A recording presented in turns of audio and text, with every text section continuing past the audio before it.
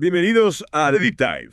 Hoy nos vamos a sumergir en un tema lleno de historia e intriga. El título Shah. Se nos ha pedido desentrañar este título, particularmente cómo se relaciona con los gobernantes de Persia, ahora Irán. Y tenemos una fuente fascinante para guiarnos. Un extracto del artículo de Wikipedia en español sobre Keynes. Ajá. Prepárense, porque vamos a descubrir conexiones inesperadas y detalles intrigantes, que van mucho más allá de una simple definición. Lo que me parece fascinante de este título es que nos abre una ventana a vastos imperios, lenguas antiguas e intercambios culturales que han dado forma a nuestro mundo. Es como una búsqueda del tesoro histórica. Sí. Desvelaremos las capas de significado, exploraremos sus raíces e incluso descubriremos algunos datos sorprendentes en el camino, listos para la aventura. Totalmente. Comencemos abordando la idea errónea común de que Shah simplemente significa rey. Si bien es una traducción básica, no captura la magnitud real de este título. Desvelemos esto. ¿Qué lo hace más que un simple rey? Piénsenlo de esta manera. Shah es un título que ha resonado a través de los siglos, representando no solo la realeza, sino un inmenso poder y autoridad imperial. Ya veo. De hecho, las dinastías persas más poderosas, como los aqueménidas y los sasánidas, utilizan el término Shah, que se traduce como rey de reyes. Eso suena mucho más imponente que solo rey, ¿no les parece? Exactamente. Y aquí es donde se pone realmente interesante. Este título, Shah, no se limitó a Persia. Ajá. Otros imperios, como los otomanos y los mogoles, También lo adoptaron. es decir, al comprender este único título, ya estamos viendo conexiones a través de vastas regiones y diferentes periodos históricos. Increíble cómo un solo término puede revelar tanto. Precisamente. Ahora, profundicemos aún más. La palabra Shah en sí tiene sus raíces en la antigua palabra persa, Shanairayata. Aquí es donde mi cerebro comienza a hacer gimnasia lingüística. Cuéntame más. Bueno, está conectada con palabras en avéstico y sánscrito, para poder aumantata. Bueno, lo que demuestra cómo el lenguaje en sí mismo lleva conexiones históricas y culturales. Y si rastreamos aún más atrás, encontramos vínculos con las palabras para los gobernantes, en la antigua Mesopotamia, en Akkad, Asiria, Babilonia. Entonces, este título no es solo una palabra, es un viaje a través de lenguas antiguas e imperios poderosos. Esa es una excelente manera de decirlo. Resalta cómo los conceptos y los títulos viajan a través del tiempo. Influyen en diferentes culturas. Y aquí hay un dato curioso que puede resultarles intrigante. A menudo escuchamos a los occidentales referirse a los gobernantes otomanos como sultanes. Sí, ese es el término común que siempre he escuchado. Pero dentro de su propio territorio. Claro. A menudo se les llamaba Padishah. Padishah. Ahí está ese sonido Shah otra vez. Exactamente. Y eso no es coincidencia. Padishah incorpora el elemento Shah, lo que demuestra la influencia perdurable del título. Mucho más allá de las fronteras de Persia. Entiendo. Es un detalle que sin duda recordaré. Es como un código secreto que revela conexiones ocultas. Pero esperen. ¿Qué pasa con los príncipes y princesas? En el reino de un Shah también tenían un título especial. Vas por buen camino. Se les llamaba Shahzade. Shahzade. Suena elegante y un poco misterioso. ¿Lo es? El término se forma agregando el sufijo persa, sade, sade asha, que significa nacido de o descendiente de. Entonces, básicamente es como decir hijo del Shah o hija del Shah. Cierto. Exactamente. Pero aquí es donde las cosas se vuelven aún más matizadas. Los estilos y el uso específicos podían variar según las tradiciones de la corte de cada reino. Ajá. Entonces, siempre hay una capa más profunda que descubrir. Por eso me encantan estas inmersiones profundas. Nunca es una respuesta simple. Hemos visto cómo Shah está conectado a estos poderosos imperios persas, pero se extendió más. Absolutamente. Fue mucho más allá de los límites tradicionales de Persia. Por ejemplo, el término Shah se utilizó en el sultanato de Bengala, a pesar de que no era un imperio. Pero vaya, entonces su influencia se extendió incluso a la India. En efecto. ¿Nada? Y aún hay más. No se limitó a las dinastías musulmanas. El Maharaja hindú de Nepal, por ejemplo, también adoptó el título de Shah. Esto es increíble. ¿Quién diría que un solo título podría tener un impacto tan amplio? Es realmente fascinante cómo Shah ha trascendido fronteras geográficas e incluso religiosas. Habla del poder de los títulos y los símbolos. Pueden trascender las fronteras geográficas e incluso religiosas. De acuerdo, avancemos un poco en el tiempo. ¿Qué hay de Shah en tiempos más modernos? Sé que hubo un Shah de Irán en el siglo XX. Te refieres a Mohammad Reza Pahlavi. El último Shah de Irán adoptó oficialmente el título de Shahnayo y emperador en los idiomas occidentales. Bien. Y su esposa. Ella ostentaba el título de Shabano, que significa emperatriz. Lo dije. Sabía que habría algunos datos sorprendentes. Emperatriz. Suena increíblemente majestuoso. Pero si él fue el último Shah, ¿algo debió haber sucedido? Tienes razón. La monarquía iraní fue abolida en 1979, durante la Revolución iraní, lo que marcó el final de una era. Para el título Shah en Irán, así es, la Revolución iraní trajo consigo cambios significativos, incluyendo el fin de la monarquía, pero no olvidemos que el legado del título Shah se extiende mucho más allá de un solo gobernante o un solo país. Es increíble todo lo que hemos descubierto con solo explorar esta única palabra. Siento que he adquirido una nueva comprensión de la historia y la cultura. Y esa es la belleza de estas inmersiones profundas, nos permiten explorar conexiones y perspectivas que de otro modo podrían permanecer ocultas. Totalmente de acuerdo. Nuestra fuente, el artículo de Wikipedia en español, también menciona algunos otros términos interesantes relacionados con Shah. Hay uno que me llamó la atención, Shah y Bengala. ¿Qué nos puedes contar sobre este título? Ah, sí. Este es particularmente interesante porque destaca cómo Shah fue adoptado y adaptado por diferentes gobernantes y dinastías. Shah y Bengala esencialmente significa Shah de Bengala y fue utilizado por el sultán Shamsuddin Ilya Shah, quien gobernó en el siglo IV. Entonces, aunque Bengala no formaba parte de Persia, su gobernante incorporó Shah a su título. ¿Por qué crees que lo hizo? Precisamente demuestra el prestigio del título y cómo se convirtió en un símbolo de poder y autoridad incluso fuera de la esfera de influencia tradicional de Persia. Es posible que el sultán Shamsuddin Ilya Shah buscara legitimar su gobierno y proyectar una imagen de poderío al adoptar un título asociado con imperios tan poderosos como el persa. Fascinante, y parece que esto no se limitó solo a los gobernantes musulmanes, ¿verdad? El artículo menciona que la Maharaja hindú de Nepal también usaba el título Shah. ¿Qué nos dice esto sobre las dinámicas de poder de la época? Tienes toda la razón, es un gran ejemplo de cómo el título trascendió las fronteras religiosas. El Maharaja de Nepal, a pesar de ser hindú, adoptó Shah como parte de su título real, mostrando su amplio alcance cultural. Esto sugiere que Shah se había convertido en algo más que un título religioso o étnico. Era un símbolo de poder y autoridad reconocido y respetado en toda la región, incluso por aquellos fuera de la esfera cultural persa. Es como un camaleón cultural, adaptándose a diferentes contextos sin perder su esencia central de poder y autoridad. El artículo también habla de sátrapa, que suena como algo sacado de una novela fantástica. ¿Cuál es la historia detrás de este término? Bueno, sátrapa es un término que a menudo encontramos en idiomas occidentales cuando hablamos del gobernador de una provincia persa, pero en realidad se deriva de la antigua palabra persa sharapavan, que significa guardián del reino. Y aquí está la conexión con Shah. Proviene de Shatara, que significa reino o provincia, y está relacionado con Shah.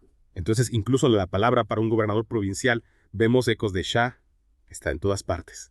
Realmente resalta cuán profundamente arraigado estaba este concepto en la cultura y la organización persa. Y hablando de conexiones geográficas, ¿has oído hablar de Mogadiscio? Por supuesto, es la capital de Somalia. Exacto. Pero ¿sabías que se cree que su nombre deriva de la frase persa, Makadisha? No puede ser. ¿Qué significa eso? ¿Acaso hubo alguna presencia persa en esa región? Se traduce como sede del Shah, lo que indica una posible influencia persa temprana en la región, aunque se necesita más investigación para confirmar esta conexión. Es una posibilidad intrigante que nos recuerda la extensa red de contactos e influencias que se extendía desde el imperio persa. ¡Wow! Esa es una conexión que nunca hubiera imaginado. Parece que Shah ha dejado su huella en el lenguaje, la geografía, la historia a través de vastas extensiones del mundo. Es realmente notable y si nos aventuramos aún más en el ámbito del lenguaje, nos topamos con otra conexión intrigante, las palabras jaque y jaque mate. En el ajedrez tienen un vínculo fascinante con Shah. Esperan, en serio, cuéntame más. Soy un poco aficionado al ajedrez. Bueno, estos términos de ajedrez que indican una amenaza al rey, y en última instancia la derrota, provienen de la palabra española jaque, que a su vez se origina de la palabra árabe shah, que significa jai, y por supuesto Shah está directamente relacionado con el persa Shah. Entonces, cada vez que jugamos al ajedrez, estamos interactuando con un legado lingüístico que se remonta a la antigua Persia y al poderoso título Shah. Increíble cómo se conectan las cosas. Precisamente es un recordatorio sutil de cuán profundamente entrelazados están el lenguaje, la historia y la cultura. Y no nos olvidemos del término shahzade, que discutimos antes. El artículo profundiza un poco más en su uso, particularmente en la tradición mogol. Claro, Shahzad es el título para un príncipe, una princesa. ¿Qué más podemos aprender al respecto? Cambiaba su uso dependiendo del contexto. Bueno, en el Imperio Mogolia, que estaba fuertemente influenciado por la cultura persa shahzade, no solo se usaba para los hijos del emperador, sino también para los nietos, e incluso para descendientes más lejanos en la línea masculina. El artículo menciona una distinción interesante en el reino de Ud, donde solo los hijos del gobernante que ostentaba el título de Shah Bahadur se llamaban Shahzada por derecho de nacimiento. Otros descendientes varones serían llamados Mirza, en su lugar. Entonces, incluso dentro del Imperio Mogol, había variaciones regionales y matices en cómo se usaba el título Shahzade. Exactamente, muestra que incluso dentro de una sola esfera cultural, las tradiciones y prácticas podían diferir y se vuelve aún más interesante. El artículo señala que esto no se limitaba a las dinastías musulmanas en el reino de Punjab. Por ejemplo, los hijos menores del Maharaja también se llamaban Shahzada. A ella. Entonces, Shahzade realmente trascendió las fronteras religiosas y geográficas. Es increíble cómo esta exploración de Shah está revelando tantas historias interconectadas y matices culturales. Es un testimonio del poder perdurable de este título y su influencia en la historia, el lenguaje y la cultura. Pero hay un detalle más intrigante sobre Shahzade que vale la pena mencionar en Nepal. El término Shahatat, tomado del mogol Shahzada, era el título principesco habitual utilizado para los nietos y descendientes de línea masculina del monarca nepalí, hasta que la monarquía fue abolida en 2008. Entonces, incluso en el siglo XXI, el eco de Shah se podía escuchar en los títulos reales de Nepal. Es realmente sorprendente cómo estos títulos antiguos han perdurado a lo largo del tiempo. Sin duda es un reflejo de la profunda influencia que la cultura persa ha tenido en diferentes partes del mundo a lo largo de la historia. Ahora, hablando de títulos poderosos, hay uno que aún no hemos explorado a fondo, Shah Bahadur, que lo hace especial. Es simplemente un Shah con un extra de poder. Buena pregunta. Shah Bahadur agrega otra capa de complejidad a nuestra comprensión de estos títulos reales. En la tradición mogol, agregar Bahadur, que significa valiente o heroico, esencialmente elevaba cualquier título. Entonces, Shah Bahadur significaba un gobernante de un rango particularmente alto y estimado. Entonces es como un Shah mejorado. Un super Shah, por así decirlo. Se podría decir que sí. Era una forma de distinguir a un gobernante de una posición excepcional. El artículo da el ejemplo del Nawab de Awadh, un poderoso gobernador dentro del imperio mogol, que adoptó el título de Shah Bahadur. Curiosamente, también reclamó el título de Padishah, que discutimos anteriormente como asociado con los gobernantes otomanos. Espera, entonces usaba tanto Shah Bahadur como Padishah. ¿No eres un poco ambicioso? ¿Qué nos dice eso sobre sus intenciones? Quizás, pero destaca la fluidez y el uso estratégico de estos títulos en un panorama político complejo. El Nawab de Awadh estaba esencialmente afirmando su independencia de la corte mogol en declive y posicionándose como un gobernante poderoso por derecho propio. Al reclamar títulos asociados con diferentes imperios, probablemente buscaba proyectar una imagen de poder y legitimidad que trascendiera las lealtades tradicionales. Entiendo entonces estos títulos no se trataban solo de tradición y linaje, sino que también eran herramientas de poder y maniobras políticas. Precisamente eran símbolos que podían usarse para realzar el prestigio, afirmar el dominio y navegar por las cambiantes dinámicas del poder. Esta ha sido una aventura increíble descubriendo la historia y el significado multifacéticos de Shah, desde la antigua Persia hasta el imperio mogol. Y más allá, este título ha tocado tantos aspectos de la historia, el lenguaje y la cultura, siento que he ganado un nuevo nivel de comprensión. Y esa es la verdadera recompensa de una inmersión profunda como esta. No se trata solo de acumular hechos, sino de hacer conexiones, ver patrones y obtener una comprensión más rica del mundo que nos rodea. Totalmente de acuerdo. Entonces, ¿qué significa todo esto? ¿Cuál es la conclusión para nuestro oyente mientras regresa a su vida diaria? ¿Qué podemos aprender de la historia de Shah? Bueno, creo que esta exploración de Shah nos recuerda que incluso las palabras aparentemente simples pueden tener un profundo peso histórico y cultural. Nos anima a mirar más allá de las traducciones superficiales y profundizar en las historias detrás de las palabras que usamos Shah. Es un ejemplo perfecto de cómo un solo término puede abrir una ventana a vastas redes de poder, influencia cultural y conexiones históricas que abarcan continentes y siglos. Y tal vez solo, tal vez no. Tal vez nos inspire a cuestionar los títulos y símbolos de poder que encontramos en nuestras propias vidas y sociedades, a considerar cómo dan forma a nuestras percepciones, influyen en nuestro comportamiento y, en última instancia, contribuyen al tapiz de la historia humana. Ese es un pensamiento poderoso para dejar a nuestro oyente. Mientras continúa sus propias exploraciones, lo animo a considerar cómo títulos como Shah dan forma a nuestra comprensión del poder y el liderazgo en diferentes culturas y periodos de tiempo. Y recuerden siempre, la alegría del descubrimiento está en el viaje mismo.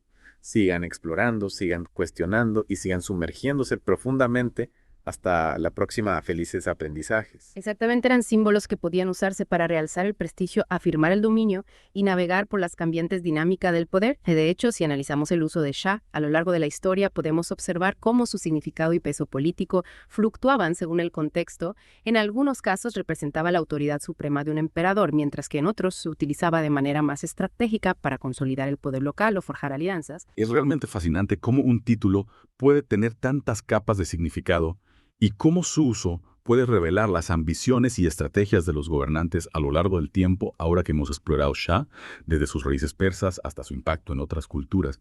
Me pregunto, ¿qué podemos aprender de la historia de este título sobre la naturaleza del poder mismo? Esa es una pregunta muy interesante. Creo que la historia de Shah nos muestra que el poder no es un concepto estático, sino que es fluido y adaptable, se puede manifestar de diferentes maneras a través de la fuerza militar, la influencia cultural, la legitimidad religiosa o, como hemos visto en este caso, a través de símbolos y títulos. Entonces, podríamos decir que Shah no solo representaba el poder en sí mismo, sino también la idea del poder, la imagen que un gobernante proyectaba al mundo. Exactamente, y esa imagen podía ser moldeada y manipulada para adaptarse a las circunstancias. Piensen en cómo el Maharaja hindú de Nepal adoptó Shah a pesar de no ser musulmán ni persa. Es un claro ejemplo de cómo un título puede ser utilizado para trascender las diferencias culturales y religiosas y proyectar una imagen de poder universalmente reconocida. Es realmente sorprendente cómo un simple título puede revelar tanto sobre las complejidades del poder, la cultura y la historia. Esta inversión profunda en Shah ha sido una experiencia reveladora llena de conexiones inesperadas y perspectivas fascinantes. Y eso es precisamente lo que esperamos lograr con estas inmersiones. No se trata solo de aprender hechos aislados, sino de explorar las conexiones entre ellos, de comprender cómo las ideas y los símbolos viajan a través del tiempo y el espacio, y de cómo dan forma al mundo en el que vivimos. Totalmente de acuerdo. Espero que nuestro oyente haya disfrutado de este viaje a través de la historia de Shah, tanto como nosotros. Y lo más importante, que esta exploración lo inspire a seguir cuestionando, investigando y descubriendo las historias ocultas detrás de las palabras y los símbolos que encontramos en nuestra vida diaria. Esa es la clave, mantener la curiosidad viva y nunca dejar de explorar el mundo. Está lleno de historias fascinantes esperando ser descubiertas. Y hasta nuestra próxima inmersión, que la sed de conocimiento los acompañe.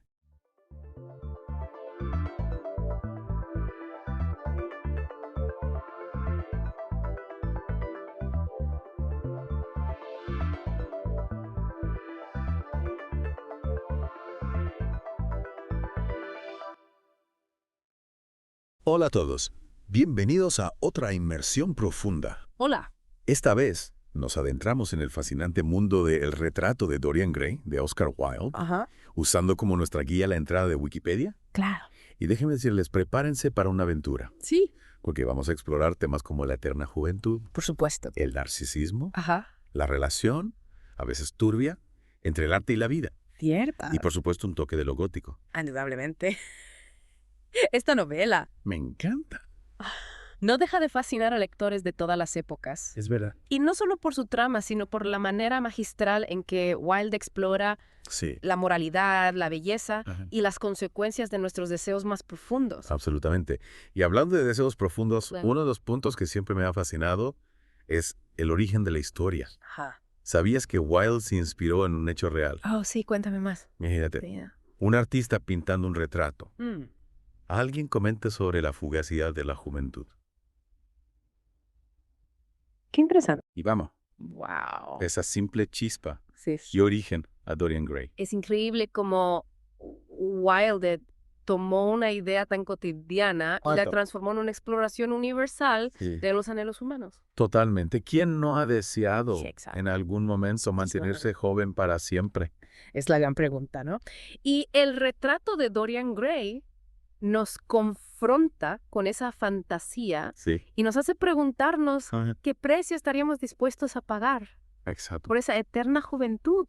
Y la trama en sí, Sí. uff, Ah, es un torbellino de emociones. totalmente. Tenemos a Dorian, un joven cautivador de una belleza, bueno, irresistible, Sí, sí. cuyo retrato es pintado por Basil Hallward, Ajá. un artista completamente fascinado por Dorian. Claro. Y luego entra en escena Lord Henry Wotton, Ah, Lord Henry, sí. un aristócrata cínico, Cínico y hedonista. ironista, sí. Que le inculca a Dorian. Exacto. Esa idea de que la belleza y el placer. Sí, son lo único que importa. La influencia de Lord Henry es clave. Es fundamental. Él es como la tentación personificada. Totalmente. La voz que susurra al oído de Dorian Exacto. y lo empuja hacia un camino, Sí, digamos, no muy virtuoso. un camino de excesos. Y exceso, sí. Y es ahí donde Dorian, obsesionado con su belleza Ajá. y aterrorizado por envejecer, expresa ese deseo fatal. El deseo. Exacto, que el retrato envejezca en su lugar. Claro.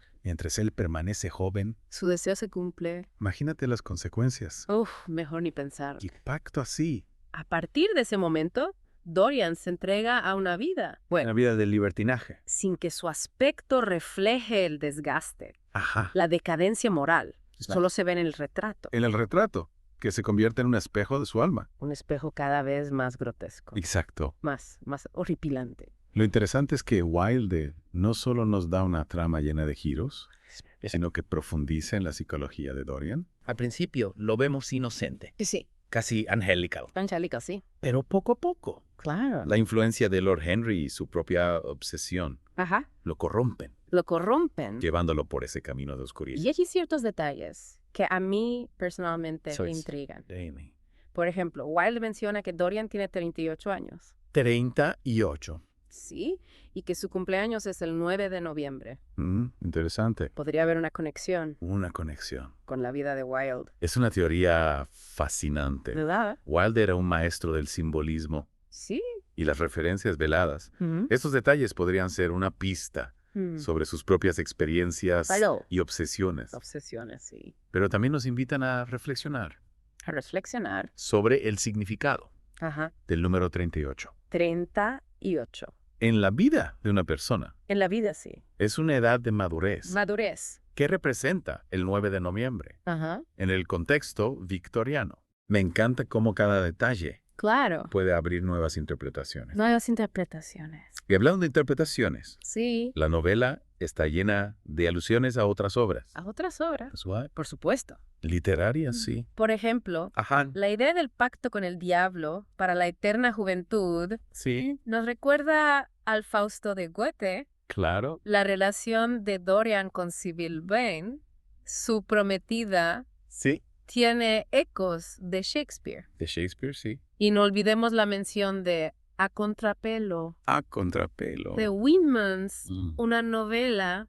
que representa Sí. la esencia del decadentismo. Es como si Wilde construyera una red de referencias Una red, sí, que enriquecen la lectura. exacto. Totalmente. Es como un juego literario. Un juego, sí. Descubrir conexiones ocultas. Moderaciones, ajá. Y profundizar en el significado En el significado, sí. de cada elemento. Nos hace reflexionar Sobre las conexiones. entre el arte, la vida La vida.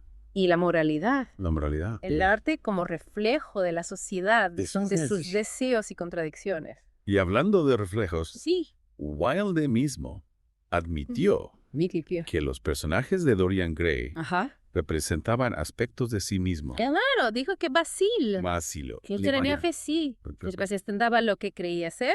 Lo que creía ser. Lord Henry, el cínico. Lo que el mundo pensaba de él.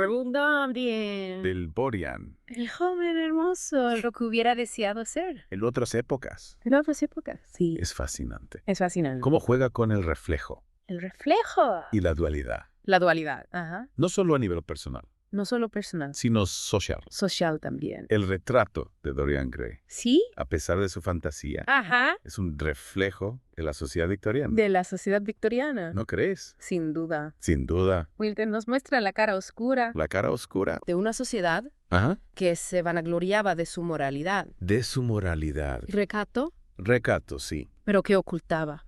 Ocultaba Vicios y transgresiones. vicios y transgresiones. La obsesión por las apariencias. Ah, La hipocresía moral. hipocresía moral. Los deseos ocultos. Deseos ocultos, sí. Todo está presente. Todo presente En la novela. en la novela. Esa crítica social, ¿no? Sí. Es lo que hace que la novela siga siendo tan relevante. Totalmente. Hoy en día, Hoy en día, sí. la obsesión por la imagen, Ajá. la búsqueda del placer Ajá. a cualquier precio, A cualquier precio, sí. la superficialidad. La superficialidad. Son temas que resuenan Resuenan, sí. con fuerza Con mucha fuerza. en nuestra sociedad moderna, Es como si Wilde nos estuviera hablando ¿verdad? a través de los siglos. A través del tiempo. Sí, el retrato de Dorian Gray Ah, no es solo una historia gótica. no, no. Es un espejo Un espejo. que nos refleja a nosotros mismos. A nosotros mismos, con nuestras Con nuestras contradicciones contradicciones. y deseos ocultos. Deseos ocultos, sí. Y dentro de esa crítica social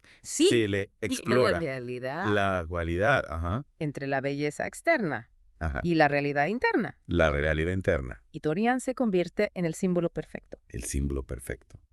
de esa dicotomía. De esa dicotomía, Esa dicotomía. por un lado, Por un lado. tenemos a Dorian apuesto, carismático, Ajá. que representa la belleza idealizada, La belleza idealizada. la juventud eterna. Eterna juventud. Pero por otro lado, Por otro lado, tenemos el retrato, el retrato. que se transforma en un reflejo Un reflejo, sí. de su alma corrupta, Es alma corrupta. de la fealdad moral, La fealdad moral que se esconde bajo esa fachada bajo la fachada. Ajá. de perfección. Es una imagen impactante. Impactante, sí. Y lo que Wilde nos plantea ¿Qué nos plantea? es que la verdadera belleza Ajá. no reside en lo físico, Sino en la pureza del alma. en la pureza del alma, Dorian sacrifica su alma su alma. por la belleza externa Eterna, sí. y se condena a una existencia Una existencia vacía. Ajá, es una paradoja, ¿no? una paradoja. Cuanto más hermoso Dorian por fuera, más monstruoso el retrato, Más monstruoso el retrato, reflejando reflejando esa corrupción la corrupción del alma. y lo inquietante. Sí. A pesar de su libertinaje, de su crueldad, Dorian conserva esa belleza juvenil. Son cerveza belleza, sí. Es como si Wilde nos dijera ¿Verdad? que la maldad La maldad. no siempre se refleja en el exterior, No, no siempre. que puede ocultarse Ocultarse tras una máscara de encanto de encanto y perfección. y perfección, sí. ¿Cuántos Dorian Gray Ajá. existirán en el mundo real? En el mundo real, esa es la pregunta. Ocultando su oscuridad Su oscuridad tras una fachada de éxito de éxito y belleza. y belleza, sí. Personas que, como Dorian, Han hecho un pacto con el diablo, un pacto así, sacrificando su integridad con integridad, por una imagen impecable, impitable, sí. que escalofríos. Uf, Y hablando de escalofríos, sí, el final de la novela, el final. qué manera de cerrar la historia. Impactante. Impactante, sí. El final de Dorian Ajá. es la culminación de su tragedia. De su tragedia. Al intentar destruir el retrato Cierto que se ha convertido en ese símbolo de su culpa de su culpa, y remordimiento. remordimiento, Dorian termina destruyéndose destruyéndose a sí mismo. a sí mismo, sí. Un acto de desesperación, Desesperación. un intento fallido Y destruyendo su pasado. de borrar el pasado. Un final simbólico Simbólico, y catártico a la vez. catártico, El retrato que ha absorbido absorbido toda la fealdad moral de Dorian, desafelada. desaparece. Desaparece. Y él recupera su verdadera imagen. El anciano decrépito. Decrépito, Sí. En el que se ha convertido. en el que se ha convertido. La máscara cae, Caja, revelando su verdadera naturaleza. su verdadera naturaleza.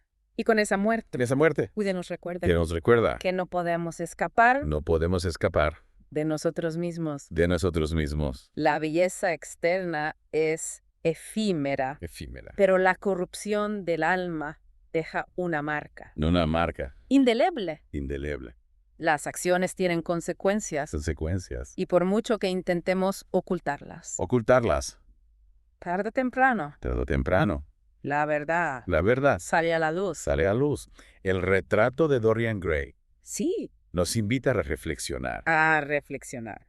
sobre temas tan relevantes hoy. Relevantes. La obsesión por la imagen. La imagen El placer a toda costa. a toda costa. La superficialidad. La superficialidad. Wilde los explora con una Lucidez. impresionante Impresionante. y nos recuerda La importancia de la autenticidad. autenticidad. La congruencia Ajá. entre lo que somos Lo que somos. y lo que mostramos, Mostramos al mundo al mundo. en un mundo obsesionado El obsesionado con con las apariencias. con las apariencias. Es fácil caer en la trampa. En la trampa Y una imagen falsa. falsa. Pero al final, la verdad prevalece. La verdad prevalece. Y hay un elemento Un elemento. que me parece interesante. Dime de ese. Fumaderos de opio. Ah, los fumaderos, sí. ¿Qué representan ¿Qué representan? en la historia? Los fumaderos representan la evasión La evasión, la búsqueda de escape de la realidad. de la realidad. Para Dorian Para Dorian, son un refugio un refugio, donde puede dar rienda suelta rienda suelta a sus deseos más oscuros, a sus deseos, sin ser juzgado. sin ser juzgado, Un lugar donde olvidar la carga de su secreto. de su secreto ser. Pero también representa También la degradación, la caída la caída, en un abismo un abismo de vicio de vicio y autodestrucción. y autodestrucción.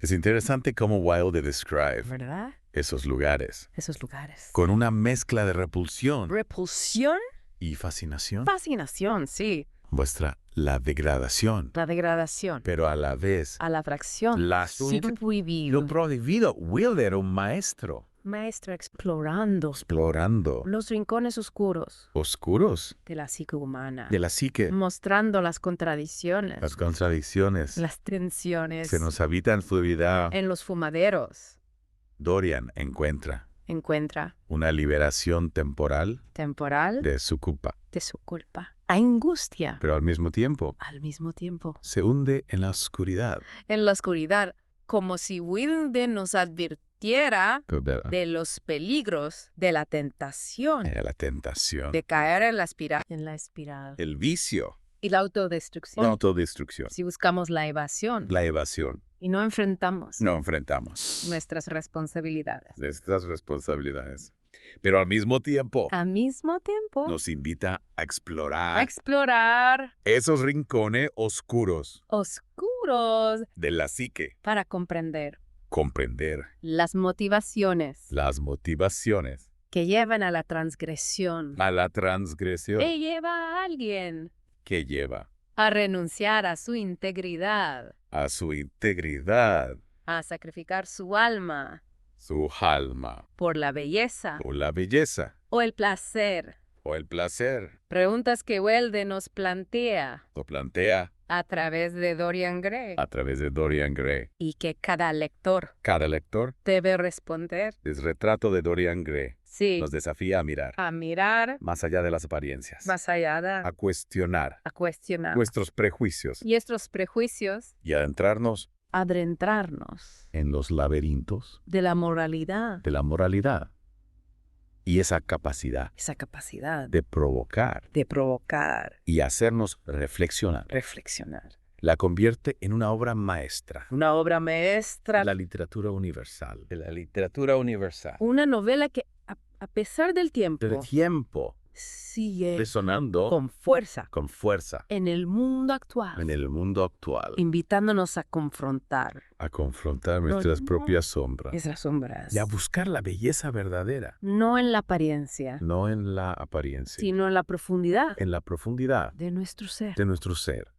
Y creo que lo que hace el retrato de Dorian Gray tan poderosa Sí. es esa capacidad de resonar Ajá. con lectores de distintas épocas, De distintas épocas, sí. aunque la novela se ambienta a la época victoriana. Ajá. Los temas, ¿no? Los temas. La vanidad, La vanidad. la obsesión por la juventud, La juventud. la lucha entre el bien y el mal. El bien y el mal. Son universales, Temporales. atemporales, sí. Es fascinante. Es fascinante cómo una obra escrita hace más de un siglo Más de un siglo, nos interpela de una manera tan profunda. tan profunda. Gran parte de ese mérito ¿Sí? se lo debemos al ingenio de Wilde, Al ingenio de Wilde. a su estilo, esa mordacidad Mordacidad, sí. y su capacidad de crear personajes, De crear personajes. que a pesar de sus excesos Excesos. y contradicciones, Contradicciones. los resulta Terriblemente humanos. terriblemente humanos. Y creo que uno de los personajes más interesantes Más interesante. es Lord Henry Wotton. Ah, Lord Henry. Ese cínico Encantador. que corrompe a Dorian Que corrompe a Dorian. con sus ideas hedonistas. Hedonistas, ¿No? ¿Te parece un personaje que podríamos encontrar? hoy en día. Absolutamente. Lord Henry es un maestro. Un maestro de la manipulación. Un sibarita. Un sibarita. Que disfruta sembrando Sembrando la duda la duda. y la discordia Influencia en Dorian en Dorian. nos recuerda la importancia La importancia. de ser críticos Críticos con las ideas que nos rodean. que nos rodean. No dejarnos llevar No dejarnos llevar por las apariencias. por las apariencias. Con las promesas fáciles. Es un personaje Es un personaje complejo, y magnético a la vez. magnético. Hablando de personajes fascinantes, Sí, no podemos olvidar no. a Sybil Vane, Sybil Vane, la joven actriz actriz, que se enamora perdidamente de Dorian. perdidamente de Dorian. su destino trágico. Aquí nos habla de la fragilidad, La fragilidad el amor, de la desilusión la desilusión, que puede provocar la idealización del otro. la idealización, Civil representa la inocencia. La inocencia, la pureza. La pureza. En contraste. Con la creciente corrupción Corrección de Dorian. de Dorian, su muerte. marca un punto de inflexión Un punto de inflexión en la novela. en la novela. Un momento en que Dorian Dorian, cruza una línea una línea. de la que ya no hay regreso No hay regreso. a partir de ahí. A partir de ahí, Su descenso a la oscuridad, A la oscuridad. se vuelve imparable. imparable. El retrato de Dorian Gray Sí. es una obra rica Rica en simbolismo, en simbolismo. en la que cada detalle, Cada persona cada personaje tiene un significado más profundo. más profundo Una novela que se presta se presta a múltiples interpretaciones. a múltiples Y interpretaciones. que nos deja con esa sensación ¿Ah? de inquietud Inquietud y fascinación. y fascinación. Y creo que lo que la hace aún más interesante Sí, es que Wilde, no nos da respuestas fáciles. no, No hay un juicio moral un juicio moral explícito. explícito, No hay una condena clara una condena clara de los actos de Dorian. en los actos de Dorian. Wilde nos presenta la historia, La historia, nos muestra las consecuencias las consecuencias y nos deja a nosotros, a nosotros, los lectores, la tarea de sacar conclusiones. sacar nuestras propias conclusiones. Y eso es lo que él hace, una obra maestra. Una obra maestra Nos invitar a reflexionar, a reflexionar a cuestionar nuestras creencias, nuestras a creencias, confrontar nuestros miedos nuestros miedos y deseos más profundos. y deseos. Si aún no has tenido la oportunidad La oportunidad de leer esta obra, de leerla te la recomiendo encarecidamente. encarecidamente. Es una lectura que te atrapará. Que te atrapará Es de la primera página desde la primera página, y te dejará pensando pensando, mucho después de terminar. de terminar. Si ya la has leído, Si ya la has leído. Te invito a revisitarla a revisitarla con una nueva mirada. con una nueva mirada. A descubrir las capas de significado Las capas de significado que se esconden que se esconden bajo la superficie. bajo la superficie. El retrato de Dorian Gray Sí, nos habla de la condición humana, de la condición humana, de nuestras debilidades, fragilidades, contradicciones, entre eterna búsqueda de la belleza de la belleza y la felicidad. y la felicidad. Y esa es una historia Una historia que nunca dejará de ser relevante. nunca dejará de ser relevante. Esperamos que esta inmersión Esta inmersión en el mundo de Oscar Wilde en el mundo de Wilde te haya inspirado a explorar a explorar la novela con mayor profundidad. con mayor profundidad. Hasta la próxima.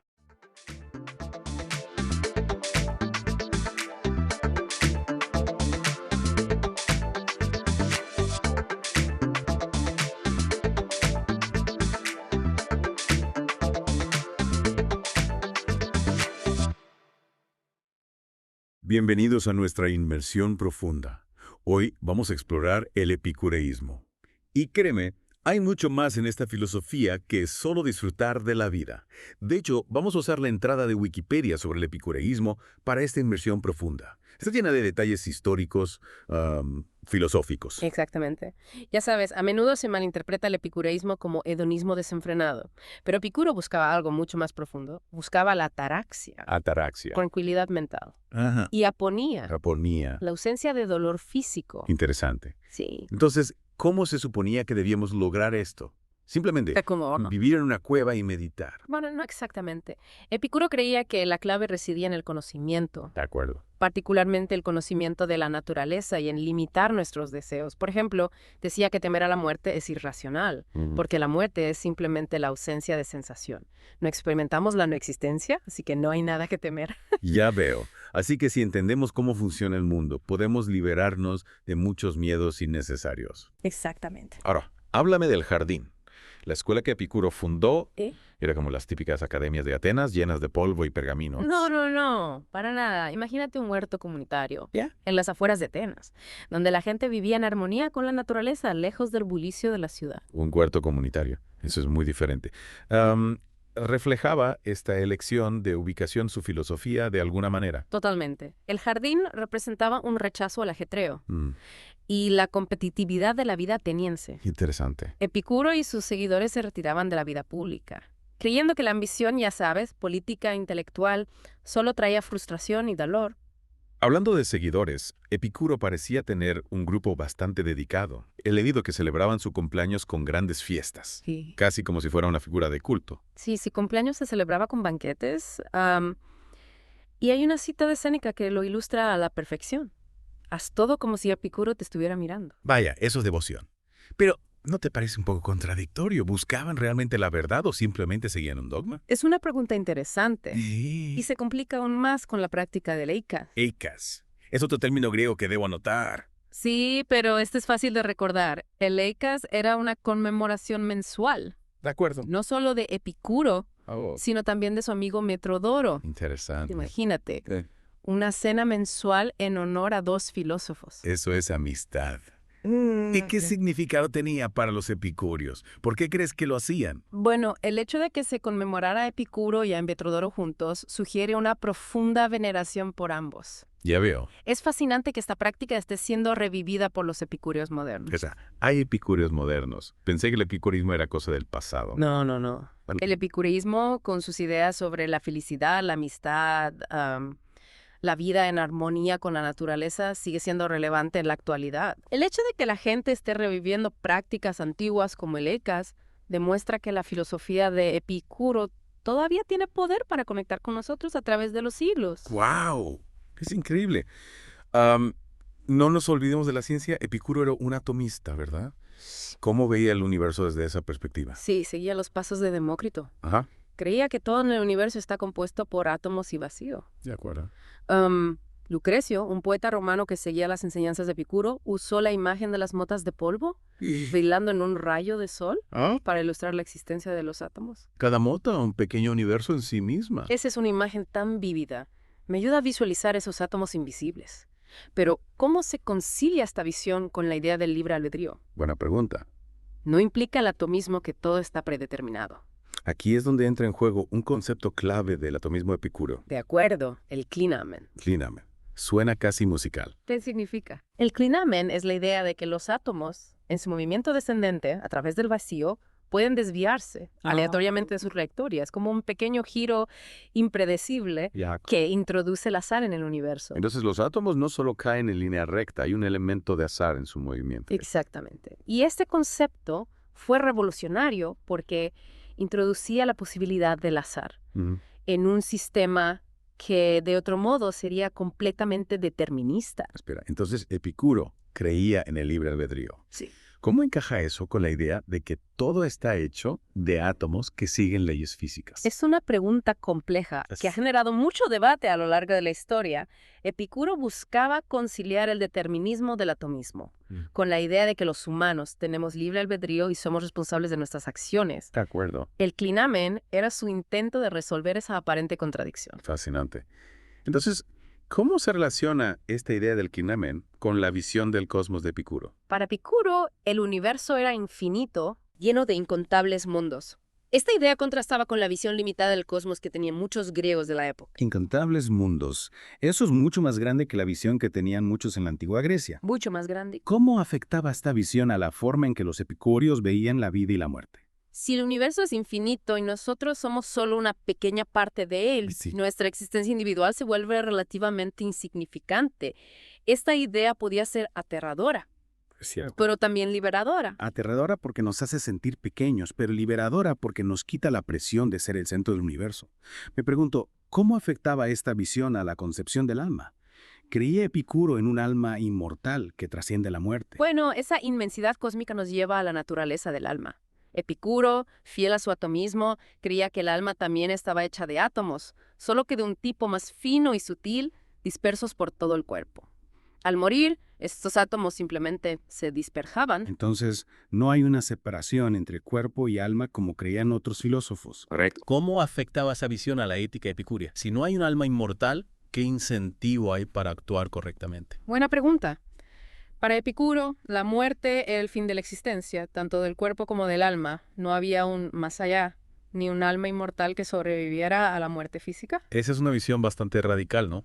En la antigua Grecia, la creencia en el Hades y el juicio de las almas era muy común. ¿Cómo se diferenciaba la ética epicúrea de otras escuelas de pensamiento en este contexto? Si no hay una vida después de la muerte, entonces esta vida es todo lo que tenemos. Eso significa que debemos aprovechar al máximo el tiempo que tenemos buscando el placer y evitando el dolor. Y aquí es donde mucha gente malinterpreta el epicureísmo. Lo sé. Siempre se piensa en el epicureísmo como sinónimo de excesos y hedonismo desenfrenado. Pero si la muerte es el final, ¿no tendría más sentido vivir con precaución y austeridad para evitar cualquier posible dolor? Es cierto que Epicuro consideraba el placer como el bien supremo, pero no se refería a cualquier tipo de placer. Para él, el placer más importante era la ausencia de dolor, tanto físico como mental. Ajá. La aponía y la ataraxia que mencionamos antes. Claro, la tranquilidad mental y la ausencia de dolor. Pero, ¿cómo se logra eso en la práctica? Vivir como un ermitaño aislado del mundo y de cualquier posible fuente de dolor. No exactamente. Epicuro reconocía que algunos placeres, aunque placenteros en el momento, podían llevar a un mayor dolor a largo plazo. Abogaba por una vida moderada, Ya veo. donde se buscaban los placeres naturales y necesarios, evitando los excesos y las indulgencias que pueden conducir al dolor. Entonces, no se trata solo de placeres físicos, sino también de placeres mentales y emocionales. Exactamente. ¿Podrías darme algún ejemplo? Por supuesto. Imagínate a alguien que se entrega a un banquete desmesurado. De acuerdo. Puede disfrutar de la comida en ese momento, pero luego sufrirá las consecuencias: indigestión, malestar, incluso enfermedad. Epicuro valoraba la amistad, la contemplación, la vida sencilla y la búsqueda del conocimiento como fuentes de placer duradero. Es interesante cómo esta filosofía, a menudo etiquetada como hedonista, realmente enfatiza la moderación y la prudencia. Dirías que hay una paradoja en el corazón del epicureísmo. Sin duda. La clave está en comprender que para Epicuro el verdadero placer reside en la libertad del dolor y la ansiedad, un estado que se lograba a través del conocimiento, la virtud y la moderación. Hablando de virtud, ¿qué papel jugaban las virtudes en la ética epicúrea?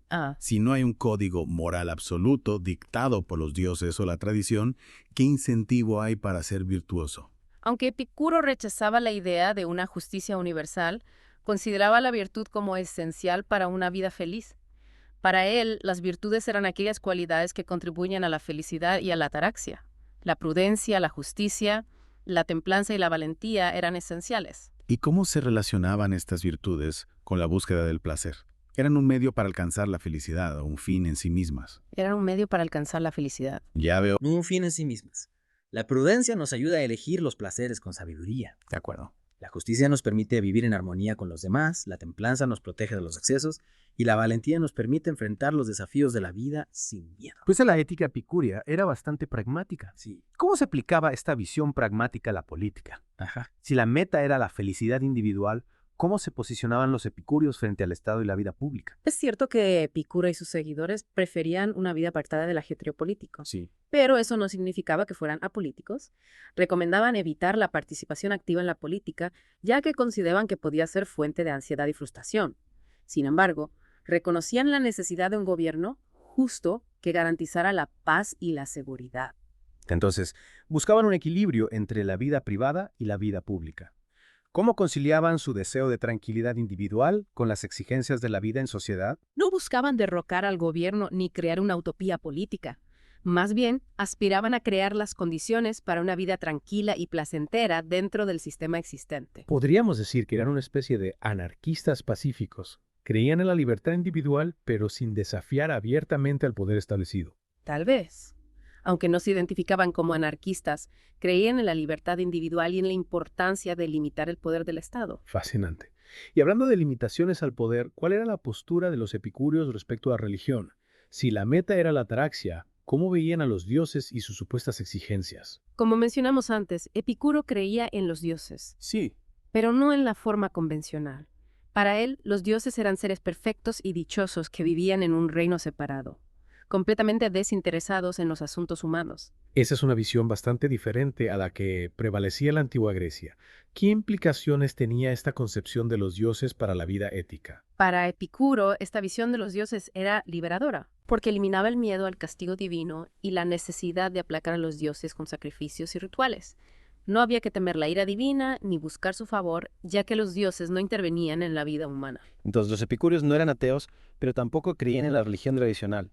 ¿Dirías que eran escépticos religiosos? ¿Rechazaban la religión organizada o simplemente la veían como irrelevante para la búsqueda de la felicidad? En general, eran críticos con la religión organizada, argumentando que promovía la superstición, el miedo y la dependencia. Para Epicuro, la religión era un obstáculo para la ataraxia, la tranquilidad mental que era el objetivo final de la vida. Es sorprendente cómo una filosofía tan antigua puede ser tan relevante para el mundo actual. Lo es. El énfasis en la experiencia sensorial, la responsabilidad individual, la crítica a la religión organizada. Suena muy moderno. ¿Dirías que el epicureísmo sigue vivo en el siglo XXI? Sin duda. El epicureísmo ha experimentado un resurgimiento en las últimas décadas. Sus ideas sobre la felicidad, la amistad y la vida en armonía con la naturaleza resuenan con muchas personas que buscan una filosofía práctica para afrontar los desafíos del mundo moderno. ¿Y quiénes son estos epicúreos modernos? ¿Cómo viven su filosofía en la actualidad? Se reúnen en jardines secretos para discutir filosofía y comer higos. Jaja, bueno, algunos tal vez. Pero en general se conectan a través de grupos online, blogs, podcasts y eventos presenciales. Comparten ideas, debaten la filosofía de Epicuro y buscan aplicar sus principios a sus propias vidas. Qué fascinante.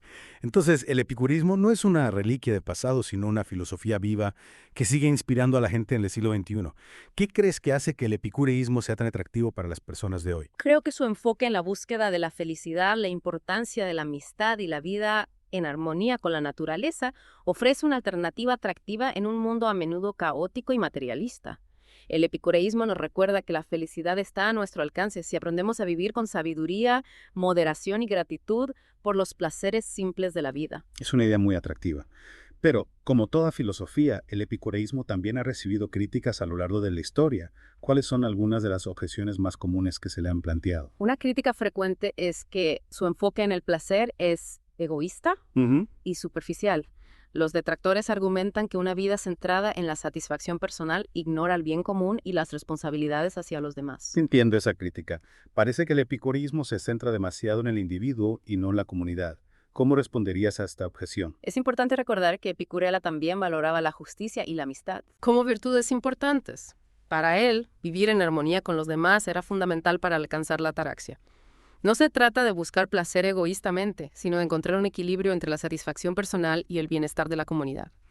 Entonces la crítica de egoísmo se basa en una mala interpretación del epicureísmo. Pero ¿qué hay de la crítica a su materialismo? ¿No es un poco deprimente pensar que la muerte es el final y que no hay nada más allá? Esa es una crítica común, especialmente desde la perspectiva de las religiones que prometen una vida eterna. Los críticos argumentan que el epicureísmo es una filosofía sin esperanza, que no ofrece consuelo ante la inevitabilidad de la muerte. Pero ¿no podría argumentarse que el epicureísmo, al enfocarse en la vida presente, nos anima a vivir más plenamente y a apreciar cada momento, en lugar de esperar una recompensa en el más allá? ¿No hay belleza en aceptar la finitud de la vida y vivir cada día como si fuera el último? Exactamente. En lugar de temer a la muerte, debemos abrazar la vida que tenemos y disfrutarla al máximo. Entonces, la ausencia de una promesa de vida eterna no significa que el epicureísmo sea una filosofía nihilista o desesperanzada. En absoluto. Al contrario, el epicureísmo nos invita a encontrar la felicidad en esta vida a través de la amistad, el conocimiento, la virtud y la apreciación de los placeres simples. Me encanta esa idea. ¿Y qué impacto ha tenido el epicureísmo en la historia del pensamiento? ¿Ha influido en otras corrientes filosóficas o en la cultura en general? Por supuesto. El epicureísmo ha dejado una huella profunda en la historia del pensamiento occidental. Su influencia se puede rastrear en diversas corrientes filosóficas, desde el estoicismo hasta el utilitarismo. ¿En serio? ¿Cómo es posible que una filosofía centrada en el placer haya influido en el estoicismo, que se caracteriza por su enfoque en la razón y el autocontrol? No son ideas completamente opuestas. Aunque hay diferencias significativas entre ambas escuelas, comparten algunos puntos en común. Ambas buscaban la ataraxia. ¿De acuerdo? Y reconocían la importancia de vivir en armonía con la naturaleza. Ya veo. Y en cuanto al utilitarismo, ¿qué conexión hay con el epicureísmo? ¿Cómo una filosofía individualista pudo influir en una corriente que busca el bien del mayor número de personas? El utilitarismo, al igual que el epicureísmo, considera la felicidad como el bien supremo, aunque los utilitaristas se enfocan en la felicidad del mayor número de personas, mientras que Epicuro se centraba en la felicidad individual. Ambas corrientes comparten la idea de que el placer es un componente esencial del bienestar humano. Es fascinante cómo el epicureísmo, a pesar de ser una filosofía antigua, ha tenido un impacto tan duradero en la historia del pensamiento. ¿Y qué hay de su influencia en la cultura en general? hay ejemplos concretos de cómo el epicureísmo ha moldeado nuestra forma de entender el mundo. Claro. La obra del poeta romano Lucrecio, de Rerum Natura, es una de las exposiciones más completas y elocuentes del epicureísmo. Su poema, que describe la naturaleza del universo desde una perspectiva atomista, ha inspirado a artistas y pensadores durante siglos. Es increíble cómo un poema de la antigua Roma puede seguir siendo relevante en la actualidad. ¿Y qué hay del uso del término epicúreo en la vida cotidiana? ¿Cómo ha influido el epicureísmo en nuestra forma de entender el placer y la felicidad? El término epicúreo se utiliza a menudo para describir a alguien que disfruta de los placeres de la vida, especialmente la buena comida y el vino. Aunque esta definición no capta la complejidad del epicureísmo, refleja la influencia de esta filosofía en la forma en que entendemos el placer y la felicidad. Es curioso cómo una filosofía antigua puede seguir teniendo relevancia en el mundo moderno. Lo es, ¿verdad?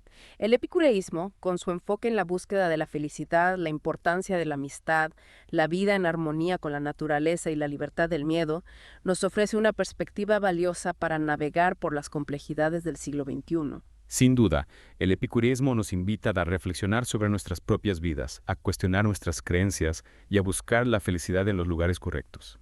Y con esa reflexión final, creo que hemos llegado al final de nuestra inmersión en el epicureísmo. Sí, el epicureísmo sin duda nos deja con mucho en qué pensar, especialmente con respecto a cómo elegimos vivir nuestras vidas. Totalmente. Esta inmersión ha sido un verdadero viaje de descubrimiento. Pero antes de concluir, me gustaría abordar un punto que mencionaste antes. Las críticas al epicureísmo. ¿Cómo ha lidiado esta filosofía con sus detractores a lo largo de los siglos? Bueno, como toda filosofía que desafía las normas, el epicureísmo ha tenido que enfrentar diversas críticas a lo largo de la historia, algunas bastante comprensibles y otras basadas en malentendidos. ¿Podrías darnos algunos ejemplos? Me imagino que una filosofía que pone al placer como eje central debe haber generado controversia, especialmente en contextos religiosos. Precisamente. Una crítica recurrente es que el epicureísmo promueve el egoísmo, al centrarse en la satisfacción personal, sin considerar el bienestar de los demás. Es una crítica que surge a menudo cuando se habla del placer. ¿Cómo se puede conciliar la búsqueda del placer individual con la responsabilidad hacia la comunidad? ¿Acaso no son ideas contradictorias? No necesariamente. Recuerda que Epicuro no abogaba por una búsqueda desenfrenada del placer, sino por una vida guiada por la prudencia y la moderación. La justicia y la amistad eran virtudes esenciales en su sistema ético. Vivir en armonía con los demás era fundamental para alcanzar la ataraxia, esa tranquilidad mental que tanto anhelaba. Entonces el epicureísmo no ignora la dimensión social de la vida humana. No, para nada. Se trata más bien de encontrar un equilibrio entre el bienestar individual y el bien común. ¿Qué otras críticas se le han hecho al epicureísmo? Otra crítica frecuente se centra en su visión materialista del alma y la negación de una vida después de la muerte. Muchos consideran esta perspectiva como desalentadora, incluso nihilista. Es comprensible. Si la muerte es el final, ¿qué sentido tiene esforzarse en la vida? ¿No conduce esta idea a la desesperación y la apatía? Esa es una preocupación válida desde ciertas perspectivas. Pero el epicureísmo ofrece una respuesta diferente. En lugar de temer a la muerte, debemos aceptar la finitud de la vida y aprovechar al máximo el tiempo que tenemos.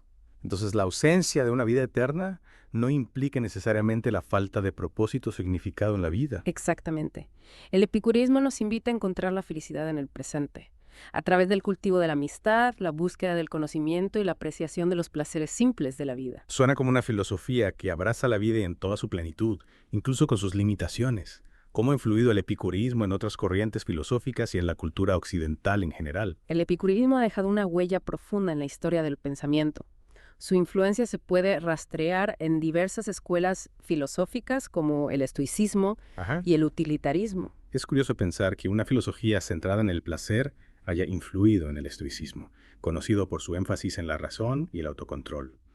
¿Qué puntos en común tienen estas dos escuelas aparentemente tan diferentes? A pesar de sus diferencias, ambas compartían el objetivo de alcanzar la ataraxia, la tranquilidad mental. Ambas reconocían la importancia de vivir en armonía con la naturaleza y de aceptar lo que no podemos controlar. Y en cuanto al utilitarismo, ¿cómo se conecta con el epicureísmo? El utilitarismo, al igual que el epicureísmo, considera la felicidad como el bien supremo. Aunque los utilitaristas buscan la felicidad del mayor número de personas, mientras que Epicuro se centraba en la felicidad individual, Ambas corrientes reconocen la importancia del placer para el bienestar humano.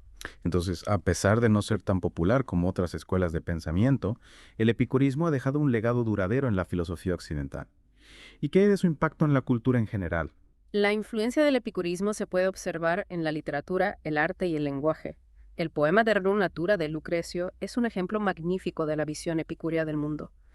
Su descripción del universo desde una perspectiva atomista ha inspirado a artistas y pensadores a lo largo de la historia. Es fascinante cómo un poema de la antigua Roma puede seguir resonando en la actualidad. ¿Y qué hay del término epicúreo que se usa en la vida cotidiana? Refleja con precisión la filosofía de Epicuro. El término epicúreo se utiliza a menudo para describir a alguien que disfruta de los placeres de la vida, como la buena comida y el vino. Sí. Aunque esta definición simplifica la complejidad del epicureísmo, sí refleja su influencia en nuestra forma de entender el placer y la felicidad.